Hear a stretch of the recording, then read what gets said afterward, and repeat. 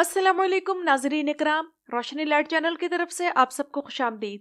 नाजरीन इकराम, मेरी आज की वीडियो सुल्तान फातेह ड्रामा सीरीज के बारे में है, जिसकी एपिसोड 38 के ट्रेस में मद्दाह अब तक हैं, क्योंकि वो सुल्तान जिसने रूम को उसके घुटनों पर झुकाया, ताजपोश बादशाहों के ताज छीने, काफरों को कुचला, सुल्तानुल बर वल बहर, सुल्तानुल फतुहात, अजीम उकाब जिसका नाम है सुल्तान फातेह मोहम्मद खान। और नाजरीन इकराम, ये किस्त कॉन्स्टेंटिनोस के डरावने ख्वाब से लेकर, जिसमें उसने सुल्तान फातेह का कॉन्स्टेंटिनिया के लिए पागलपन देखा, और शहाबुद्दीन की वापसी से होते हुए बहरी जहाजों के जमीन पर चलने और सुल्तान फातेह की गैर मामूली दूरअंदेशी के साथ पहाड़ों को क्रॉस करके खलीज में दाखिल होने तक जबरदस्त रही। ये एक एक्स्ट्राऑर्डिनरी एपिसोड थी, और हम पिछले 3-4 किस्तों से ये महसूस कर रहे थे कि इस सीरीज के वाकयात को जानबूझकर खींचा जा रहा है, तो अब की बार इस किस्त में ऐसी कोई भी बात नहीं थी। एक ऐसी किस्त जिसे सिर्फ ग्रेट कहा जाए तो काफी नहीं होगा। कश्तियों की तारीखी मुंतकली, कॉन्स्टेंटिनिया पर कॉम्प्रिहेंसिव अटैक और वाटर चैनल्स के जरिए शहर में दाखिल होना, सब कुछ आला था। इसे कहते हैं प्योर हिस्ट्री। और यानी कि कभी कभी मुझे ये लगता है कि ये सीरीज मेरे दिल में कहीं दिरुल शरतुल की जगह न ले ले। और सुल्तान फातेह की जहानत ने हैरान कर दिया कि किस तरह सालन की प्लेट को देखकर इसमें मौजूद चिकनाई से जहन में जानवरों की चर्बी इस्तेमाल करने का आइडिया आ गया, और इनकी आंतों से रस्सी बनाने का ख्याल भी कमाल का था, जबकि इनकी खालों को कीचड़ वाले रास्तों पर रखा जाए ताकि कश्तियां आसानी से गुजर सकें। यानी कि हैरानी होती है कि सुल्तान इतना दिमाग कैसे लड़ा रहे थे। तो नाज़रीन इकराम, इसकी वजह यही समझ आती है कि जब इंसान को किसी काम की लगन लग जाए तो उसका जहन खुद ब खुद सोचने लगता है कि कैसे किया जाए और किस तरह किया जाए। और सुल्तान फातेह का दीन इस्लाम पर ईमान इतना मजबूत था और अपने आका सल्लल्लाहु अलैहि वसल्लम की पेशनगोई पूरी करने की धुन इतनी सवार थी कि उनकी जिंदगी का गोल कॉन्स्टेंटिनिया की फतह ही था, और उनके लिए अपने इस गोल के सामने दुनिया की और कोई चीज कोई हैसियत नहीं रखती थी। और सच बात तो यह है कि जो हुक्मरान का गोल हो, अवाम भी उसी मकसद को अपना लेती है। अगर हुक्मरान करप्शन करने में माहिर होंगे तो अवाम की तरजीह भी पैसा ही होगी। वो कहते हैं ना, अन्नासु अला दीनी मुलूकिहिम, यानी कि अवाम बादशाहों के दीन पर होती है। यह दीन से मुराद चाल चलन है। तो इसलिए नेक हुक्मरानों का होना या चुनना हमारी जरूरत है, और इससे हम लोग वाकिफ ही नहीं, हालांकि ये हमारी और आइंदा नस्लों की बका के लिए जरूरी है।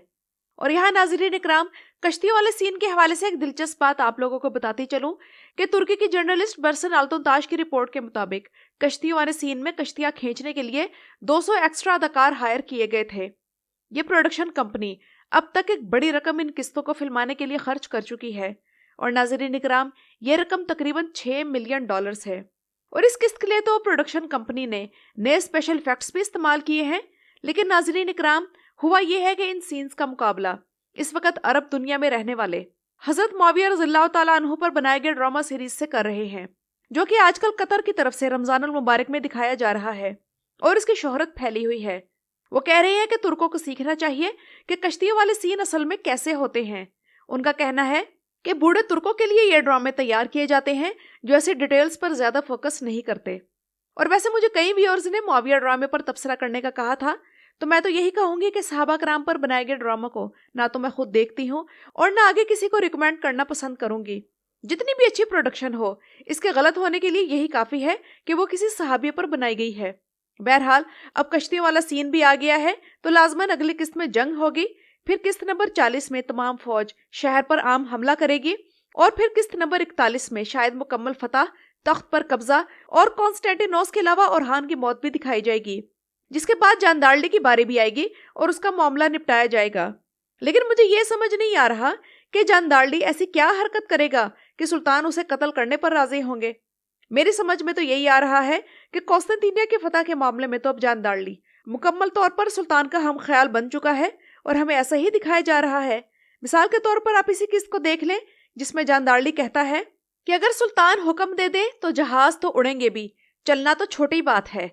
यानी कि सुल्तान फातेह पर जानदार्ली का ट्रस्ट इतना डेवलप हो गया है, तो राइटर्स का जानदार्ली को गद्दार दिखाने का कोई इरादा नहीं, और शायद यही तरीका इख्तियार किया जाएगा कि आत्माजा जानदार्ली के सारे भांडे फोड़ेगा और इस तरह जानदार्ली को कटहरे में खड़ा करके उससे एतराफ़ जुर्म करवाया जाएगा, जिसके बाद इसकी मौत का फैसला होगा।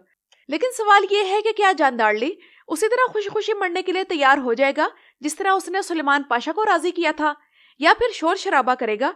यह हम आने वाली किस्तों में देखेंगे। لیکن یہ بات طے ہے کہ جاندارلے کی موت میں شہاب الدین کا بھی کردار ہوگا۔ ویسے اس قسط میں شہاب الدین کا صرف ایک ہی سین آیا تو دل کو زیادہ تسلی نہیں ہوئی۔ ہاں، بس یہ ہوا کہ ان کے گرجدار انداز سے پوپ سہم گیا اور اب قسطنطنیہ کے معاملے میں آنکھیں بند کر لے گا۔ اور ناظرین اکرام، ہو سکتا ہے کہ اس دوسرے سیزن کا اختتام یہاں پر ہو کہ قسطنطنیہ استنبول میں بدل جائے گا، نیا محل بنے گا جس کا نام توپ کاپی محل ہوگا، اور آیا صوفیہ کے میناروں کی تعمیر کا حکم دیا جائے گا اور پھر ساری کاسٹ بدل دی جائے گی۔ لیکن جس طرح ہم کشتی والے سین کے بارے میں انتظار کر رہے تھے، تو ناظرین اکرام، ایک اور سین جس کا میں بے صبری سے انتظار کر رہی ہوں اور وہ تاریخ کی کتابوں میں بھی درج ہے، وہ یہ ہے کہ قسطنطنیہ فتح ہونے سے ایک دن پہلے آیا صوفیہ کے ڈوم پر بجلی چمکی تھی، اور وہ بجلی کی کڑک اور چمک ایسی تھی کہ قسطنطنیہ کے لوگ بری طرح ڈر گئے تھے۔ خیر، یہ سین تو rise of the Ottoman empire میں بھی دکھایا گیا تھا، لیکن اس کے علاوہ ناظرین اکرام، قسطنطنیہ کی فتح سے ٹھیک ایک ہفتے پہلے یعنی کہ 22 مئی 1453 کو چاند گرہن بھی ہوا تھا، اور ترکوں نے بھی یہ چاند گرہن دیکھا اور یونانیوں نے بھی۔ لیکن یونانیوں نے اسے اپنے لیے نحوست کی وجہ سمجھا، لیکن ترکوں نے اسے اپنے حق میں خوش قسمتی سمجھا۔ جبکہ آیا صوفیہ کے گنبد پر بجلی کڑکنے کے بارے میں یہ کہا جاتا ہے کہ جب یہ بجلی کڑکی تو لوگوں نے یہ سوچا کہ ہولی اسپرٹ یا پھر جنت کی روشنی نے اس شہر کو چھوڑ دیا ہے۔ کتابوں میں تو یہاں تک لکھا ہے کہ اس بجلی کی کڑک کے بعد شہر بھر میں اندھیرا پھیل گیا تھا۔ ان واقعات کو ایک تاریخ دان جن کا نام جوناتھن ہیرس ہے، انہوں نے اس واقعے کو اپنی کتاب دی اینڈ آف بائزینٹیم میں درج کیا ہے۔ جبکہ ایک اور تاریخ دان اسٹیون رنسی مین نے بھی اپنی کتاب دی فال آف کانسٹینٹینوپل میں اسے لکھا ہے۔ اس کے بعد ناظرین اکرام، اگر ہم نئی قسط کی بات کریں تو واقعات میں مزید تیزی آ گئی ہے اور کانسٹینٹینوس کے لیے سچویشن مزید مشکل اور کمپلیکیٹڈ ہو گئی ہے۔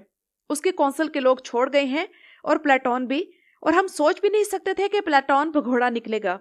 اب صرف ایک نوتارس ہی ہے جو کہ اتنی ذلت کے باوجود قسطنطنیہ میں ہی ہے، کیونکہ نوتارس صرف میگا ڈیوک نہیں بلکہ بذات خود روم ہے۔ لیکن پلیٹون کو بھی میں یہاں غدار نہیں کہوں گی، کیونکہ اس نے ایمپرر کو ہر ممکن مفید مشورہ دیا، گولڈن آئیڈیاز دیے اور آخری لمحے تک موٹیویشن بھی دی۔ لیکن وہ لڑنے بھیڑنے والا بندہ نہیں تھا، اور وہ ایسے موقع پر فرار ہوا ہے جب وہ قسطنطنیہ کے کسی بھی کام نہیں آ سکتا، کیونکہ یہ شہر آخری سانسیں لیتے لیتے لڑ رہا ہے، تو اب بھاگنا اس کا حق تھا۔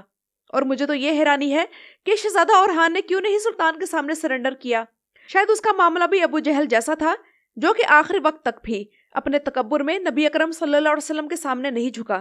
اور اب بچ گیا فرانسسکو، تو مجھے انتظار ہے اس وقت کا جب اسے معلوم ہوگا کہ ایمپرر اس کے بھائی کی موت کی وجہ تھا۔ اور اب یہ الیگزینڈر کون ہے یہ مجھے نہیں معلوم، لیکن آنے والی قسط میں ستلمش کی موت واقعی ہمیں افسردہ کرنے والی ہے۔ تو ناظرین اکرام، یہ تو تھی میری آج کی ویڈیو۔ اپنی رائے کا اظہار کمنٹس میں ضرور کیجیے گا۔ میرے چینل پر آنے کا شکریہ۔